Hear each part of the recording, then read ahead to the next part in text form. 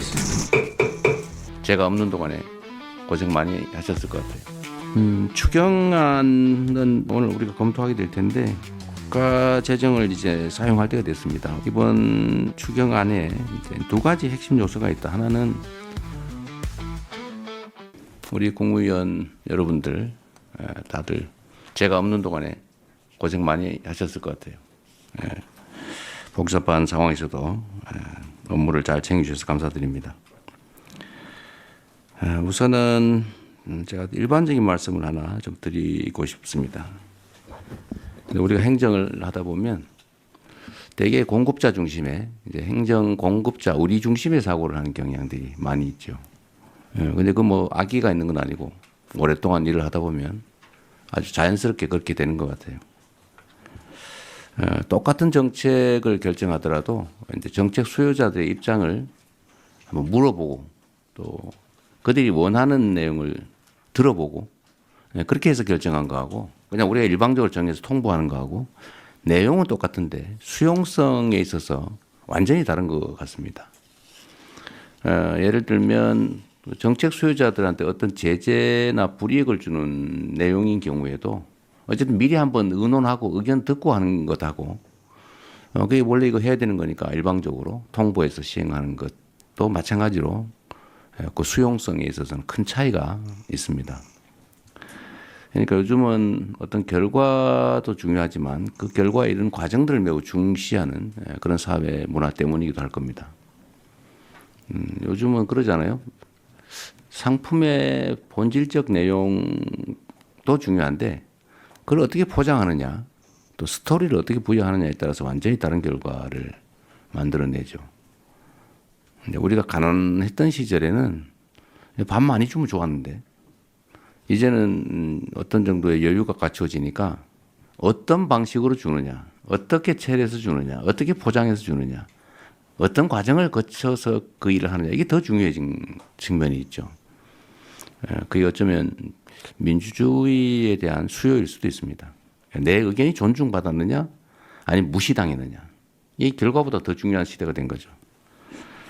그래서 오늘도 정책안들 내용을 좀 보면 이제 뭐 대체적으로 다들 준비해 주고 계신데 가끔씩 그런 흔적들이 보입니다. 그러니까 누구를 위한 정책인가, 어떤 정책 결정을 할 때 그 정책의 영향이 어디에 어떻게 미치느냐에 대해서 방향이 약간 다르게 느껴지는 경우가 있어요. 제가 좀 공개적으로 말씀드리진 않을 건데 그런 점들을 한번 더 깊이 생각해 주면 좋겠습니다. 그리고 또 한 가지는 계속 강조하는 건데 어쨌든 우리가 쓰는 시간의 양은 곱하기 5,200만의 가치가 있다.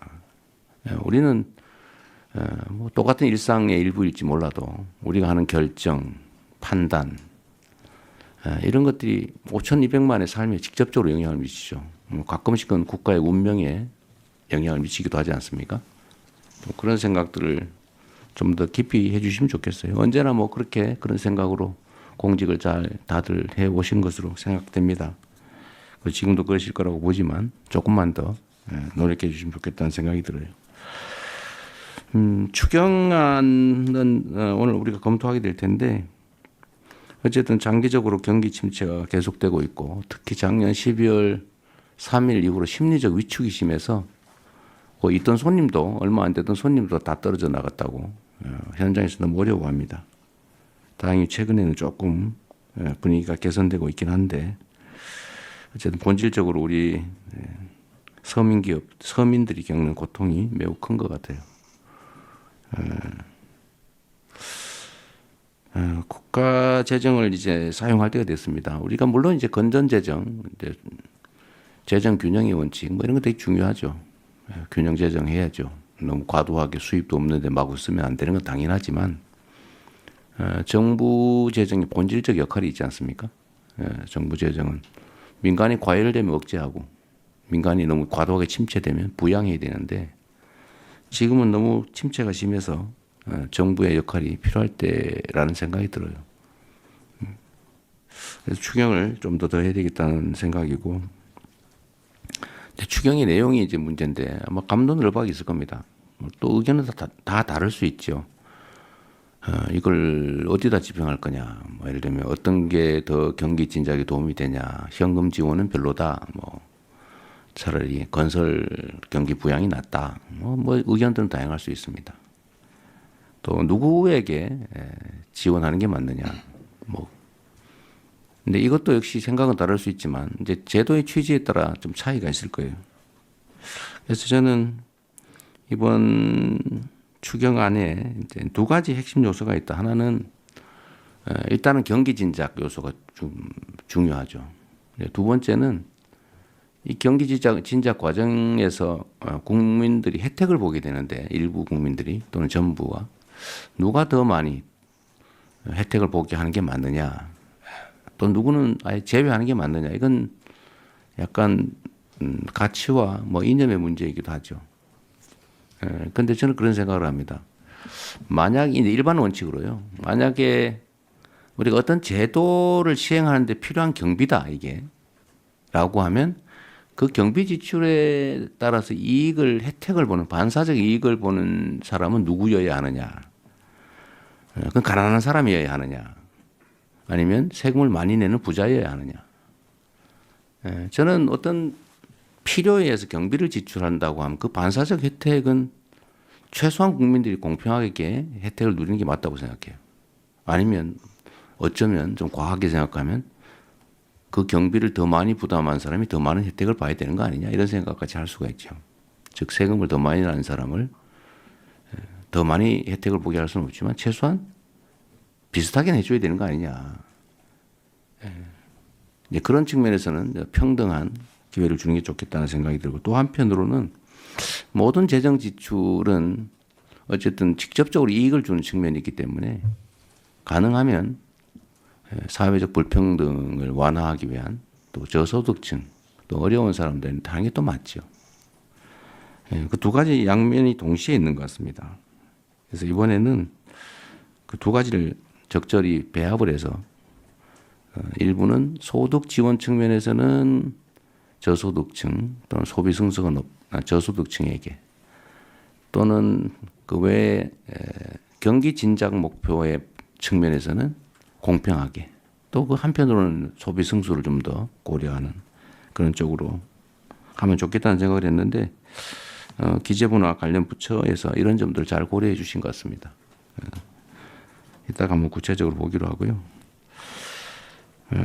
또 한 가지는 좀 이런 거를 좀 관련 부처에서 신경을 써 주시면 좋을 것 같아요. 이게 연간 민원 양이 제가 알기로는 한 천수백만 건 되는 것 같습니다. 근데 계속 늘어나겠죠.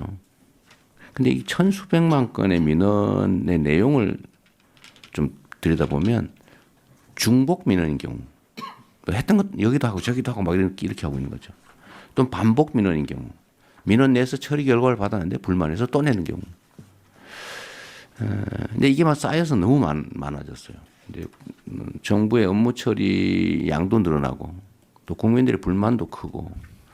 근데 이걸 민원은 해소를 해야 되는데 들어주든지 아니면 안 되는 걸 명확하게 알려서 포기하게 하든지 해야 되는데 계속 미련을 가지고 계속 반복하거나 또는 중복되게 막 중앙정부에 냈다, 지방정부에 냈다, 검찰에 냈다가 막 행안부에 냈다가 국민권익위에 냈다가 막 안 되면 방통위에 냈다가 막 도대체 막 시장 군수한테 냈다가 막 그러잖아요.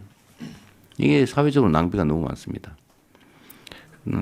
또 하나는 우리 국정이나 행정이라고 하는 게 우리 국민들로부터 권한을 위임받고 또 국민들이 내는 세금으로 국민들에게 필요한 일을 하는 것인데 본질적으로.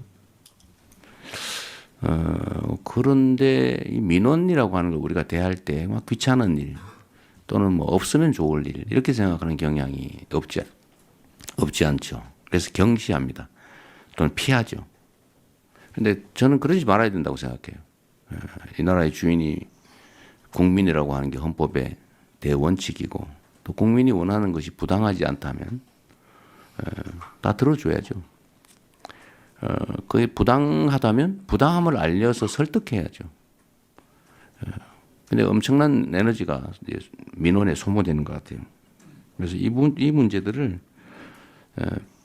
좀 신속하게 사실 똑같은 민원을 처리해도 신속하게 하느냐 지연되느냐에 또 큰 차이가 있는 것 같습니다. 또 한 가지는 민원에 반응을 하느냐 무시를 하느냐 이것도 큰 차이를 빚는 것 같습니다. 그러면은 우리가 좀 어떤 민원에 대해서 신속하게 반응하고 또 반응을 해주고 또 가능하다면 신속하게 반응해주고 또 설득도 충분히 하고 이랬으면 좋겠어요. 그래서 민원의 총량을 좀 줄였으면 싶습니다. 제가 뭐 제 자랑하는 것 같아서 좀 그렇긴 합니다만 제가 성남시장 첫 취임하던 첫 해에 무작위로 동네 동순실을 하면서 모았던 민원들이 있어요. 뭐 첫 해는 한 분량이 한 이 정도 아니만큼 됐습니다. 제가 종이를 하나씩 나눠주고 다 쓰라고 했죠. 근데 제가 퇴임하던 해에는 요만큼 줄었어요. 그냥 다 이제 해소된 거죠. 미리 들어주기도 하고 뭐 방법은 아주 다양하게 저희가 구사를 해봤는데 어쨌든 국민들이 정부 행정으로부터 무시당했다, 소외받고 있다, 억울하게 처분받았다, 해줘야 될 걸 안 하고 있어서 배제됐다 이런 생각을 하지 않도록 좀 이 방법은 좀 최대한 찾으면 좋겠어요. 처리할 수 있는 건 최대한 신속하게 처리 시간도 좀 줄여주시고 또 안 되는 건 안 된다고 좀 솔직하게 설명을 좀 해주시고 제가 경험해 본 바에 의하면 우리 국민들께서 민도가 매우 높아가지고 안 되는 거를 생떼를 쓰는 경우는 그리 많지 않아요. 설명이 부족해서 그래요. 한두 시간 뭐 두세 시간 시간 내서 신뢰할 수 있는 사람, 권위 있는 사람이 정말 진지하게 설명해 주면 거의 다 수용합니다. 그리고 대개는 울어요 마지막에 고맙다고. 이거 미리 설명을 잘해줬으면 내가 이렇게 몇 년 동안 끌려다니면서 생고생 안 했을 텐데 다 뭐 될 것처럼 얘기해가지고 미루는 바람에 조금만 힘 더 쓰면 될 줄 알고 이렇게 휴가 내고 막 몇 년 동안 쫓아다니는 게 너무 억울하다고. 그런 경우가 상당히 많이 있더라고요. 진지하게 민원을 대해주면 좀 좋겠다는 생각 듭니다. 오늘 많은 안건들 준비해 주셨는데 하여튼 한번 같이 의논해 보시고요. 이제 다시 한번 제가 없는 시간 동안에 큰 무리 없이 공무에 잘 임해 주셔서 감사드립니다. 네.